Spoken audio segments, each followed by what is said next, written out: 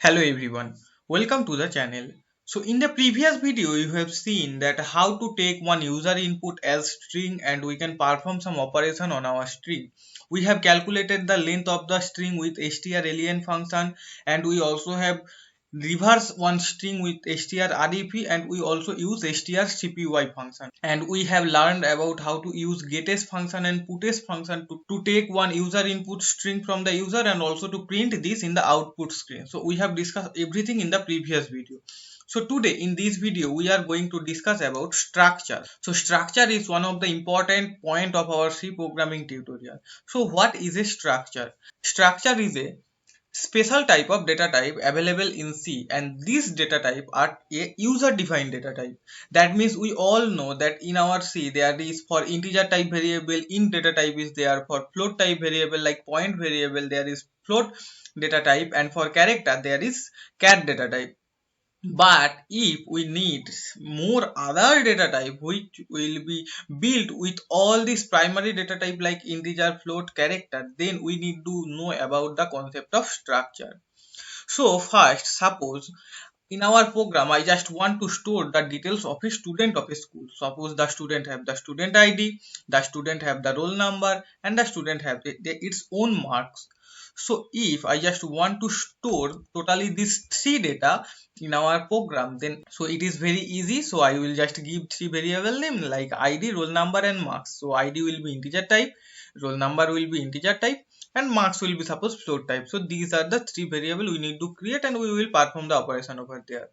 But instead of one student, if I just want to store the details of 100 student or 1000 student, at that time for one student this kind of three variables, so for 1000 student there will be total 3000 number of variable. So will it be possible to work with all these 3000 of variable? It is not possible. So for that reason we need to know about the concept of structure. Structure is helpful for making this kind of user defined variable. So here what I will do, I will make a group of all these three variable, and then this total group of three variable will be inside one another user defined variable. So what I am telling, suppose I am telling you about the concept of array. So what happened in array?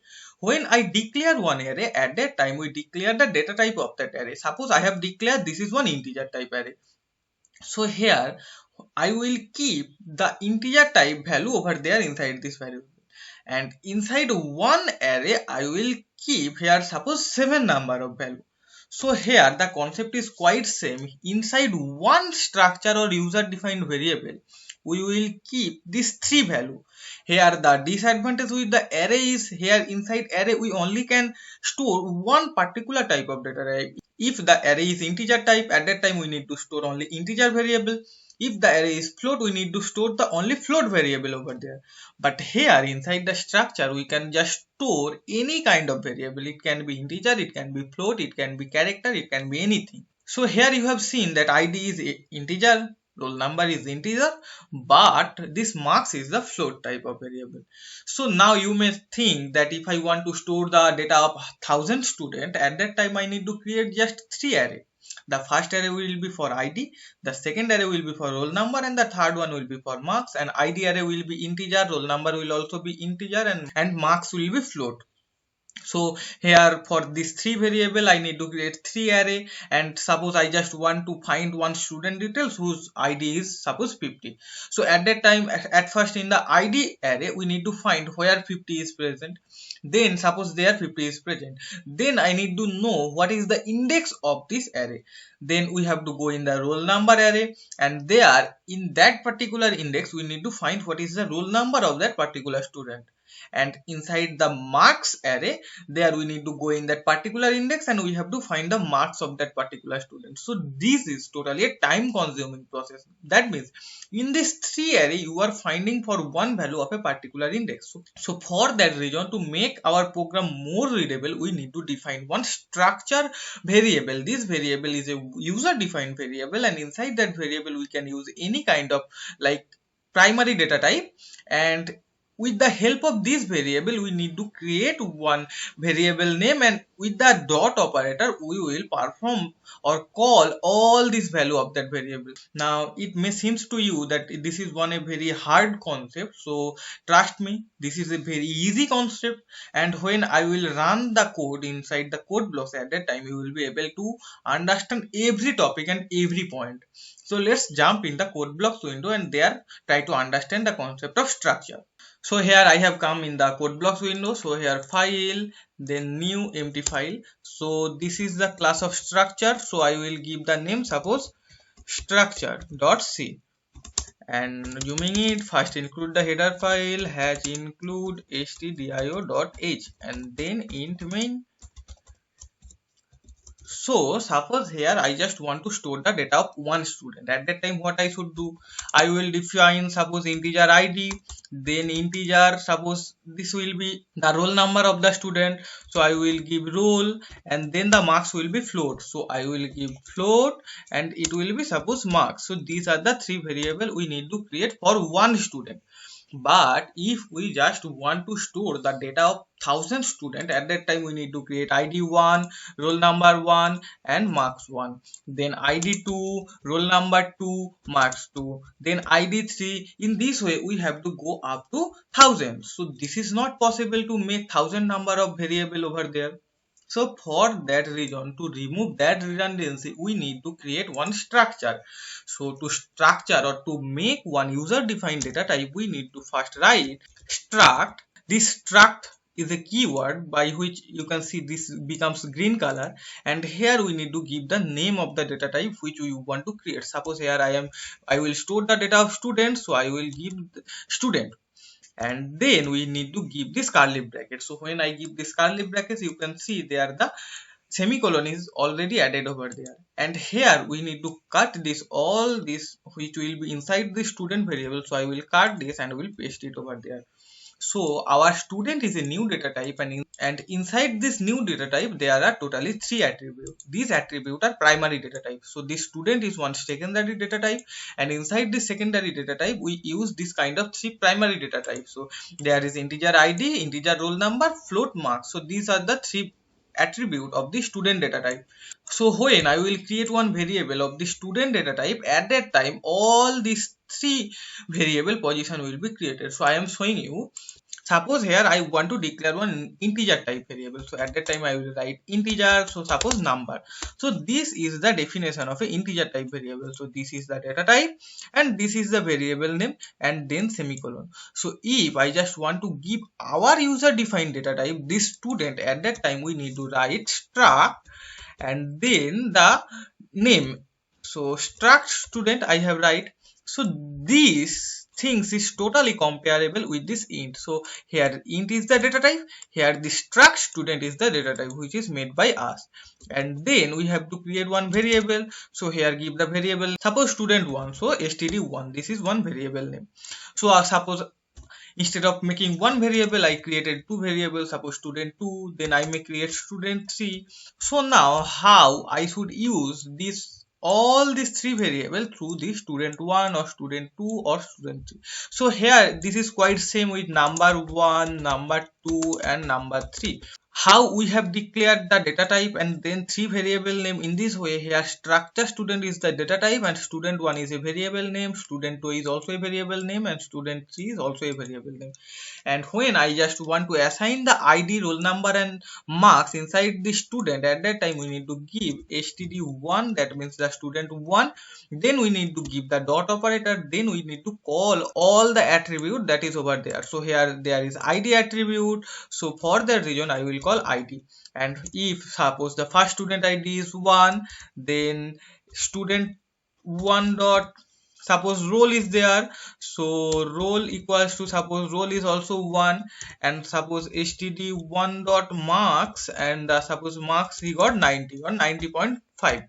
so this is the mark. So this I have assigned the value over there. So if I just want to print all those, so I will just write printf and then %d and then %d and then %f, because the last one is float. So here I will give student1 dot id, student1 dot roll and student1 dot marks. So these three value will be printed. So suppose here I am just printing id equals to, and then it will be suppose roll equals to, and suppose this is for marks equals to. And if we compile and run this program, now we have to give one return statement. So return suppose 9, and then if we compile this program, so there is a mistake there, it will be main. So main, and compile this again. So no error, run the program. Now you can see the ID is 1, the roll is 1, the marks is 90.5. This data is just stored correctly, and this program is a valid program. So suppose I just change the marks to suppose 80. So I can change std1 dot marks and it will be changed to suppose 80 point or 80.6. So now if we compile and run this program, now you can see as I have just first defined the marks 90.5, but now it is overwritten by 80.5. So suppose instead of the student 1, so I am commenting out this line, so this is not needed now. I will just assign the value also in student 2. So I will copy this and paste it over more time, and instead of the student 1 I will give student 2, and suppose the student 2 ID is 2 and the roll number is also 2 and the marks is suppose 56.6. So if we just print all the details of student 2 at that time, so this is student 2 and this is student 2 and this is student 2. If we compile and run this program, now you can see the details of student 2 will be printed. So you can see the details of student 2 is printed. So if I just want to print both student 1 and student 2, so I will copy this and paste it one more time, and here this value will be student 1, and this is also will be student 1, and this value will be student 1, and here I will write suppose student 1, and here I will write suppose student 2. So if we compile and run this program, now it's printing all the details in the same line. So here I will give one \n, and if we compile and run this program, now you can see that both details is printed over there. ID is 1, roll number 1 and marks is printed, and in student 2 ID, roll number, marks is printed. So these two variables are totally different, because here instead of making the same name ID for both the students, so I getting the different result. The first ID is 1 and the second ID is 2. So this student 1 and this student 2 is totally different two variable name. Instead of this student 3, I am just giving the student 1 and 2, and here I am just declaring that variable student variable inside our main program. But if I just at the same time I just want to declare this variable name at the time when I have just write the function, at that time I will just here write std1 and then std2. So this line and this line both are same. So if we just make comment over there, and if we compile and run this program again, now you can see that same data will be printed. Now here the same data is printed. So this line, this 11 number of lines and this 7 line, these both are same. So I alternatively can initialize our variable over there, and also we can give our declare our variable over there. These both are quite same.